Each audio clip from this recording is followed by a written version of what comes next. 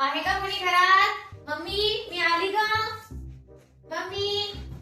अगं नाही ग मम्मी, त्यांना ऑफिस होतं ना, त्यामुळे त्यांनी मला इथं सोडलं आणि ते लगेच निघाले. अगं यायचं याच्यासाठी सांगितलं नाही, सासूबाईंनी साफसफाई काढली होती माझ्या. म्हटलं चला मम्मीची तब्येत खराब आहे म्हणून निघून आली मी, नाहीतर मला साफसफाईला लावलं असतं. तर जाऊ दे ग, मला खूप भूक लागली. चल बरं आपण पटकन जेवण करायला घेऊ. स्वयंपाकाला बाई लावली? बापरे, तुझी मज्जा आहे बाबा तुझ्या. का ग मम्मी, दादा दिसत नाहीये कुठे घरात? जिमला गेलाय बघ. आपण म्हणायचं व्यायाम करते बघ, कसा नाही नाही करायचं. आता लगेच बायकोचं ऐकायला लागला. एक नंबर हा वहिनी, लगेच बदलून टाकलं का बाई दादाला. बापरे वहिनी, नाईट सूट वगैरे छान. हा मज्जा आहे बा तुमची, नाईट सूट वगैरे. मला तर माझ्या सासूबाईंनी साडीच घालायला सांगितली.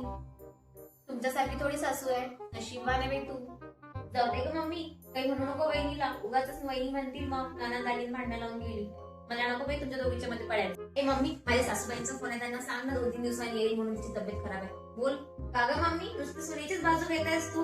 आता काय तुला पोरीची गरज आहे? सून आली तुझी आता. जाऊ दे बाई, मी चालली माझ्या घरी. माझं घरच चांगलं, माझी सासूच चांगली.